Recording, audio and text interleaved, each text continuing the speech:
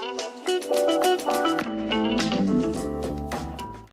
everybody, this is Tracy here for another edition of A View from Tracy's Point, and we are here to recap Greenleaf Season 2, Episode 4, which was titled The Revival. So the Greenleaf family is gearing up for revival at Calvary, and the bishop is in such a good mood that he's walking around the house singing old hymns. And so the family is preparing to have like a big party or something, like a I guess revival opening party, and he leaves to go pick up someone named Pastor Jeffries that he has invited to speak at the revival. So there's a brief scene of Sophia walking in, and she goes over to speak to Grace and one of Grace's best friends who's also a minister, and I guess she's there for the revival also. So the two are drinking champagne, and Sophia asks if she can have a glass also, but of course they tell her no. So next we have Kevin and Charity, and he walks in and she is talking on the phone with Jabari, and she looks annoyed when he walks in and says that she has to go. So Kevin lays his cards on the table and asks Charity if they can start having sex again or making love again. So Charity is surprised that he wants to sleep with her, but Kevin assures her that he still loves her and desires her. So the bishop and Pastor Jeffries are headed back to the Greenleaf estate, and the two are talking about life in general, and it looks like Jeffries' wife has recently passed away, and he's talking about how he found a suitcase, and that suitcase was full of shells, and so he was like sitting on the bed, looking at all these shells that she had collected. So the bishop starts talking about Jacob when they pass a billboard with his picture on it, and the Jeffries man is like, oh my God, is that Jacob? And then the pastor is like, then the bishop is like, where? And then he points up at the billboard as they are passing by. So the Greenleafs, like I said, was hosting this party, and there had to be like 100 people there. And then we have a scene with Grace and the girlfriend again, and they tell Sophia that her, Grace, Faith, and Charity used to have a gospel group. So the bishop brings Jeffries into the den to see Lady Mae, and when the bishop goes to get some champagne, we learn that Jeffries and Lady Mae have some history together. So after the party, Lady Mae lets the bishop know that he needs to go see the doctor, and she points out that the shaking in his hand has gotten worse and was very noticeable at the party. And he tells her that he did go see the doctor, but the medicine he prescribed made him really nauseous and sick, so he stopped taking it.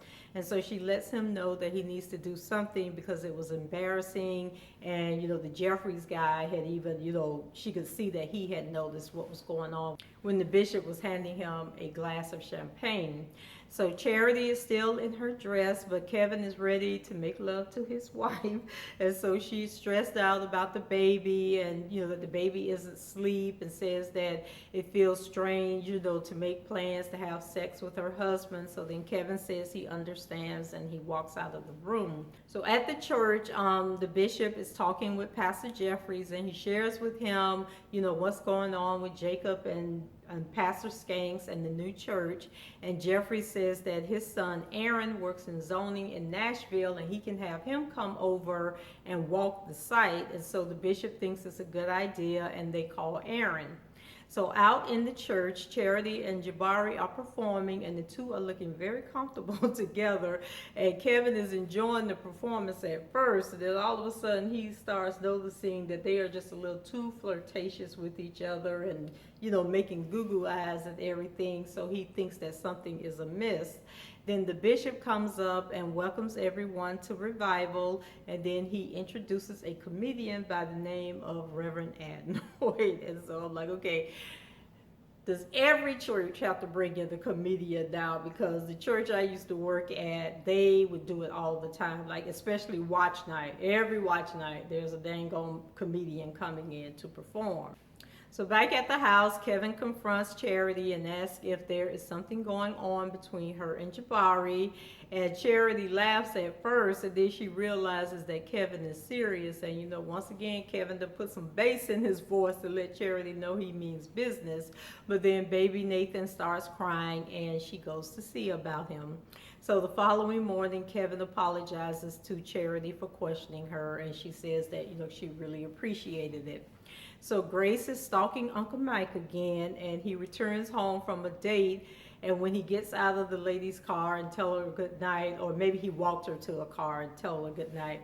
But anyway, he walks upstairs to his apartment, and then Grace runs over to the woman's car and tells her that Mike is a child molester, and says, my name is Grace Greenleaf. You can call me at Calvary Church. And then Mike comes running down, and he's telling the lady not to listen to Grace, and he'll take care of it, and for her to just leave. So the lady backs out of the parking lot and drives off. And so after she leaves, he tells Grace that she needs to leave him alone, and Grace says that she would never do that. And so Mike calls her Christianity into question, which makes Grace kind of step back and pause and think about what it is that she's really doing and hoping to gain. And so that whole scene, and I think I mentioned this in another recap video, but I was listening to a pastor speak one time, and she was talking about people with unforgiveness in their heart, and how they put so much energy into trying to make the other person suffer, and the other person has pretty much gone on with their life. And so she was asking the question, when has a person suffered enough for the wrong that they've done? Like, how do you determine, okay, I've hurt you enough and made you feel what I feel, before you let it go and release yourself from the burden of whatever it is that's holding you down?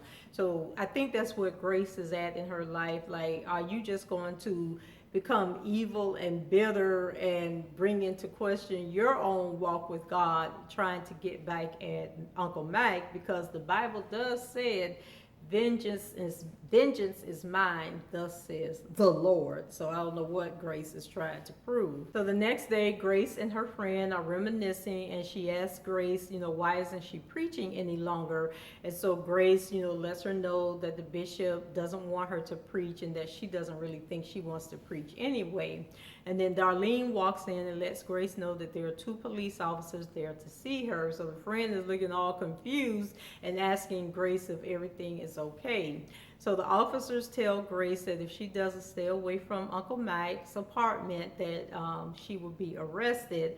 And then Grace is like, why are you protecting him? And then they're like, well, no, we're not protecting him. We're protecting you, because you're about to get yourself into some trouble, and it's not worth it.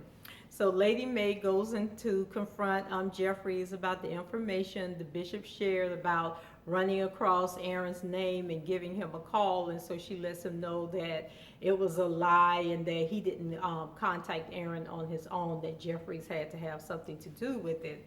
So Jeffries asks her if she wants him to call off Aaron, and she says no, that she doesn't. And Jeffrey tells Lady Mae that he is not there to cause her any trouble, and he says that after he preaches that night and Aaron reviews the property, the Triumph property, that they will be on their way. So Lady Mae also told Jeffries that what happened between them was a mistake, and she is sorry that she couldn't run off with him. So now I'm trying to figure out, like, was she dating this man before she met the bishop, or did she have an affair with this man while her and the bishop was married?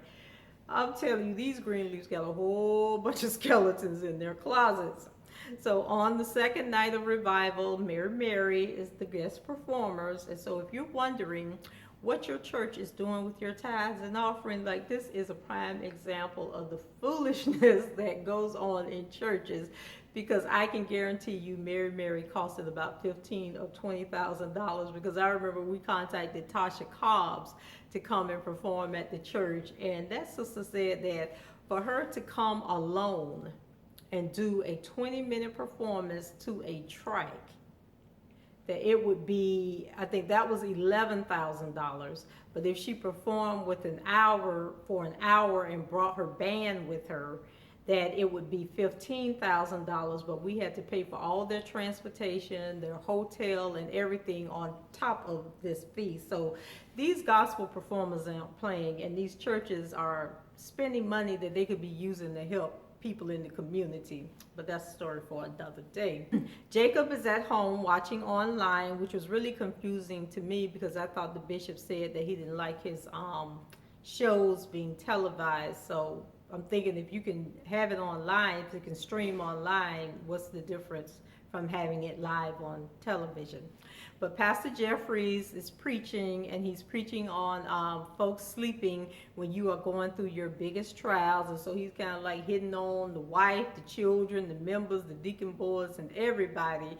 And so Lady Mae sheds a tear, and the bishop hands her a hanky, to wipe her eye. And I thought that was so sweet. So Aaron says that the land that Triumph is building on has some issues, that if a hurricane of Katrina proportions hit the church, that it wouldn't survive. And then I guess there are some new ordinances and zoning laws that are in place that prevent people from building on land like that, or maybe they have to do something else to the land to build it up or whatever. So he says that Calvary is in the same boat, but because the church was built before the new zoning laws, they can file for an exception. So he tells them how they can delay Triumph and cause them to lose enough money that eventually they would give up on the plans by, like they would keep filing injunctions after injunctions after injunctions. And then I guess it costs money for Triumph to fight those injunctions. So Kevin tries to make love to Charity that night, but she says that she can't and she doesn't want to try to make their marriage work. And she lets him know that it is over between them. And I was just like, oh, Charity, get a brother a chance. Like, he still loves you. He's trying to fight his desires for other men. He swears he's never slept with another man. So go ahead and give your boo another chance. Girl, don't be like that. Good men are hard to find. So in their room, Lady Mae apologizes to the bishop for what they are having to go through with Jeffries being there.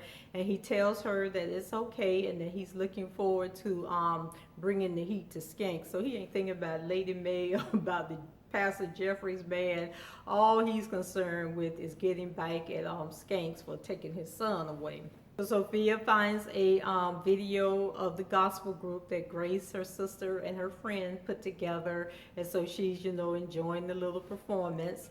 And then the following evening before revival, Kevin walks into the bathroom where Charity is getting dressed. And he asks her, what would they tell people? And she tells him nothing for now, that they will figure something out later. And so then the two of them have like this touching, intimate moment. So I'm wondering if Charity is starting to have second thoughts. And then I'm also wondering if Charity gonna get rid of Kevin and try to get with Jabari and then find out Jabari gay too. Now, that would be funny. So the bishop is doing altar call, and Sophia decides to give her life to Christ. And so she turns to Grace's friend and tells her, no, I think the bishop said, turn to the person next to you and say something about will you walk with me if you want to get baptized. And so Sophia turns to the friend, and the friend says that she'll walk with her. So she takes her up on this, the stage that's supposed to be the pulpit, and hands her off to her grandfather. And then Sophia tells him that she wants to get baptized.